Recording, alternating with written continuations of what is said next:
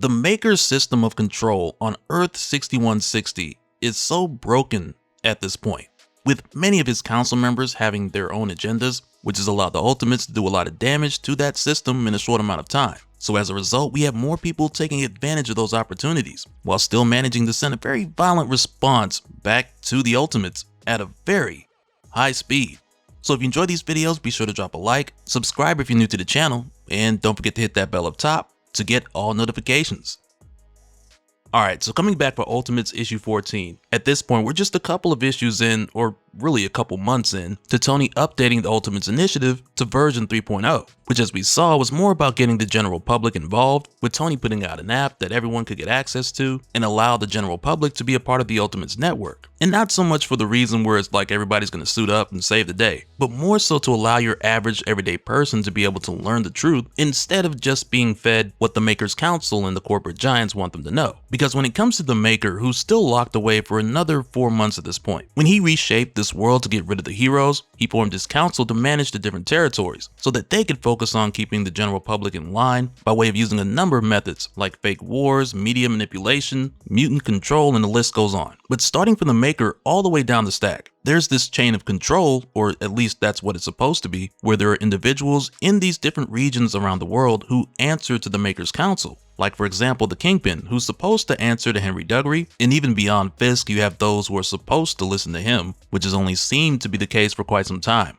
Yet the Maester, who leads the Children of the Atom, who's supposed to answer to Sunfire, through Viper, who might even have her own agenda, who knows, but as we've seen, things have spiraled out of his control when one of the most powerful mutants that he's brought in just up and decided to do his own thing. And from there the list just goes on, like Nick Fury, who literally has a consistent cycle of betraying the Maker's Council. But I just bring up these few examples to point out the fact that since the Maker's been locked up, from the Council all the way down, we've already seen the different groups doing things behind each other's backs, either to reach just beyond what the Maker would have allowed to give their territory an advantage, or just take more power unto themselves, which let us know that this structure that the Maker's created is not nearly as organized as it would seem, and it's grown way worse since he's been out the picture. So with the Maker's infrastructure already caving in on itself, this makes the latest expansion of the Ultimates network hit so much harder, since the Council and the many powers that be are already divided when this happened, and there's another group that's going to take advantage of that, who we've only heard of in this universe up to this point. But starting this out, we pick up with Hawkeye and Captain America, who've made their way to another Roxxon plant. And throughout this series, we've seen Hawkeye shut down a ton of these. But this time around, Cap's like, wait, these guys knew we were coming? How could they know? And he's like, this is an obvious trap. But on the other hand, Hawkeye's a bit cocky, because they've taken down countless other Roxxon plants. So Hawkeye's just like, I bet you $20 it doesn't take us 20 minutes, just before firing an arrow and setting things off. And now while this is going on, we jump back and forth between the attack and this huge meeting at Roxxon that's focusing on the biggest risk to future earnings, which of course is the Ultimates network. And now this isn't just a threat to Roxxon, because among the different people who are here, you have the likes of Nicodemus West, CMO of Alchemax, Justine Hammer, CEO of Hammer Weapons, you got Ames, current scientist supreme, as well as Midas's daughter, Oubliette, the CCO of Midas Inc. And collectively, all these people control 28% of the world's wealth. And now prior to the beginning of what we know to be Ultimates 3.0, every company here has felt the impact of the Ultimates to some measure. But after Ultimates 3.0 went into effect, these companies who used to see each other as competitors to some extent, they've now all come together to protect their bottom line. Because for example, the Ultimates managed to leak confidential research and proprietary protocols from Alchemax that gave the general public access to homemade cures for cancer and AIDS that flood the market, causing Alchemax to lose trillions in one day. And in the case of Hammer Weapons, what started with the Ultimates just destroying weapons later turned into those weapons being stolen. And in the case of AIM, who makes a little bit of everything, it's kind of funny in their case, since they're responsible for the smartphones in the Ultimates universe, and despite their best efforts, the Ultimates quote-unquote Ghost app is the most downloaded app of the week for the 7th week straight. So basically from the time it launched. And the main reason why AIM is having such a hard time stopping the Ultimates app is because Howard Stark invented the language that they use to program their software. And the Scientist Supreme even says here, I'm concerned Iron Lad understands our technology better than we do. And in the case of Miss Midas, we saw what happened to her father back in Ultimates issue 2, when the heroes ran up in the White House and saved America Chavez, leaving her father paralyzed. But on top of that, there's also the correctional facilities across the country that have been converted to schools of violent revolution thanks to Luke Cage, and it's basically made Miss Midas's family name a laughingstock. And as Rex Bonhurst, the CEO of Roxxon Energy, goes on to show them footage of the Ultimates destroying a significant percentage of their energy infrastructure, he goes on to tell them like this combined with the leaked information and the stories about the Savage Land in Broxton.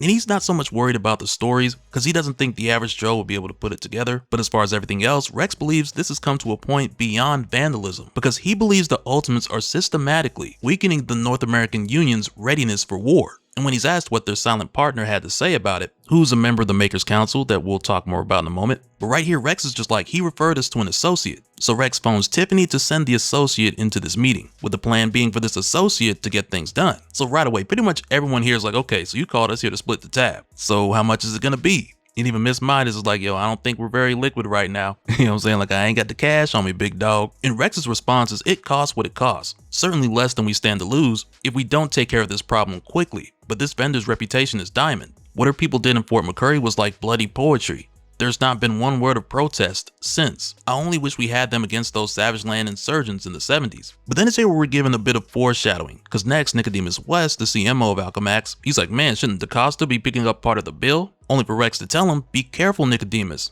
The Black King is partner to all, a silent partner. He does not like his name spoken so loosely. And if you'd like to complain about the bill, you can speak to him yourself. Which right there not only tells us which member of the Quiet Council is their silent partner, but also with DaCosta being referred to as the Black King, this lets us know that we're definitely dealing with the Hellfire Club, as the referred associate walks in, and it's Ultimate Emma Frost. And as it stands, there's not a whole lot that we know about the Ultimate Hellfire Club, aside from what we learned from Midas, who at one point was a member, who eventually used his ties to take over the White House after the assassination of JFK. Back in '63, but from what we know, the Hellfire Club has been around for a while. Some of their members were the founding forefathers of the former United States before it became the North American Union, and from the time that the Makers arrived, he's more so allowed the Hellfire Club to continue to be a thing since Emmanuel DaCosta is a member of the council.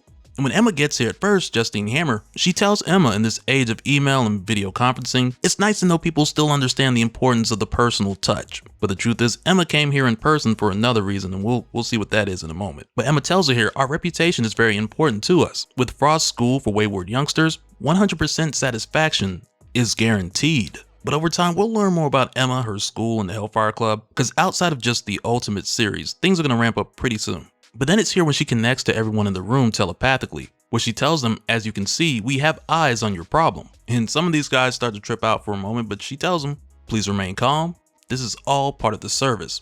We call it remote viewing. And during this time, when we jump back over to Hawkeye and Cap, with the clock counting down from their 20-minute bet, or better yet counting up to 20 minutes, depending on how you look at it, but they end up finishing with seconds to spare, which just feeds into Hawkeye's ego.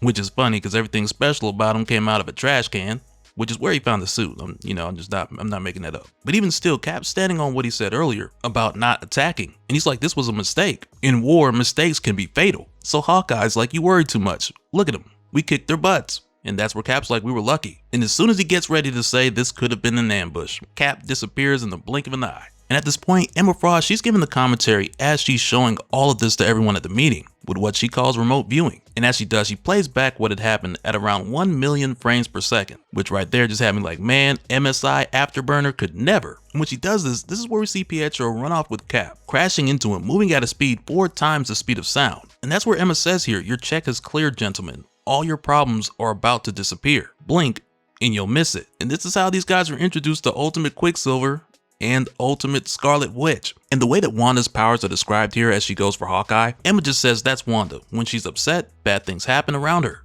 Unlikely things, equipment malfunctions, slip-ups, freak lightning strikes, which of course for Hawkeye is just chaos coming from every angle. And Cap ain't doing much better because he's catching more hits than he can count. But throughout this, Emma Frost goes on to give us more information about the twins, because when she's asked how long is this going to take, she says not long. I've been training the twins for this sort of work since before they could walk, ever since I found them in a Eurasian weapons lab, bred like dogs and living like them. Because like we know, a majority of the world's mutants in this universe are being held in the Eurasian Republic. So it makes sense that Emma would source them there. But right after this, when Hawkeye gets a target lock on Wanda, his finger suddenly slips, and he's hardly able to even get off a shot. And even when he does, Wanda just stops the arrow. And Wanda and Pietro try to end this when he starts running circles around Cap and Hawkeye to trap them so that Wanda can zap them. And it's here where Cap's like, they're playing with us, while Hawkeye's over here like, what are they? And that's what Cap says here, just kids. You're all just kids, but I don't see any other choice. Which right there just reminds me of that scene in Captain America Civil War when Tony and Steve were arguing and Steve was defending Wanda, saying she's just a kid, Tony. Well, yeah, this Captain America, he would have been on Tony's side. Because right here, when he tells Hawkeye to blow the pipeline, right after that, he steps off of Hawkeye's back and he smacks Wanda with that shield like she's a grown man.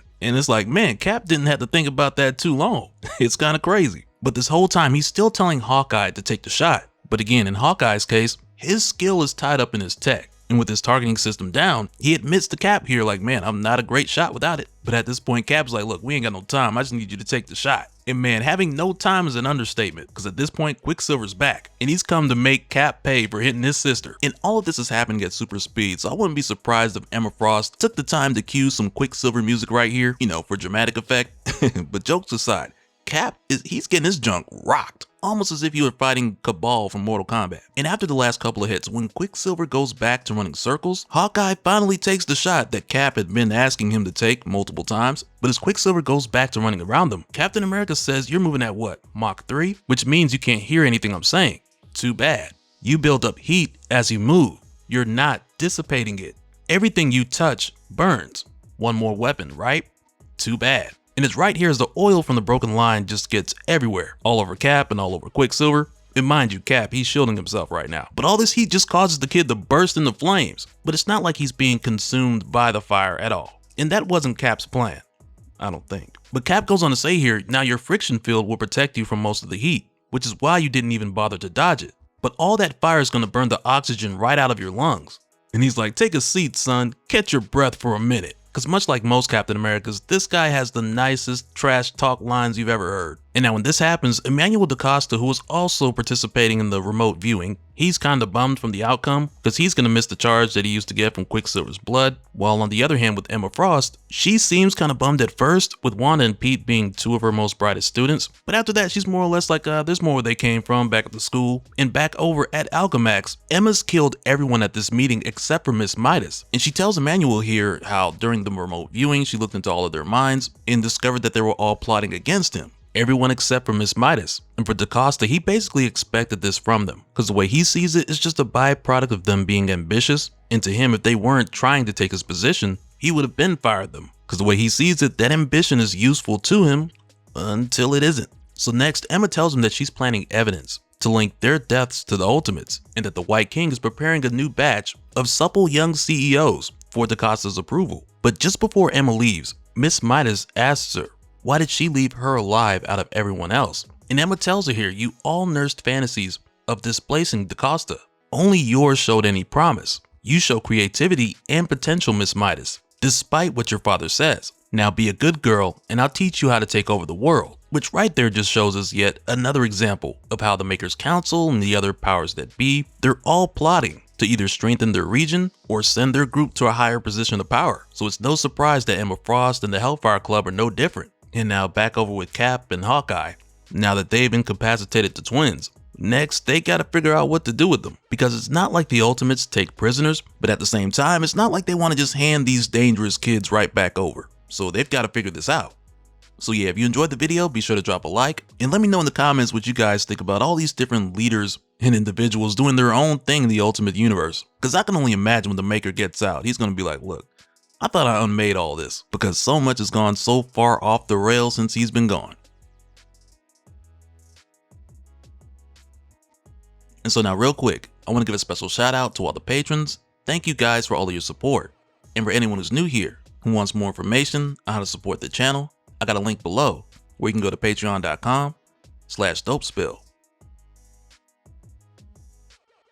But that'll do it for this one, guys. Let me know your thoughts down in the comments below, and we'll do it again on the next one. Alright, later.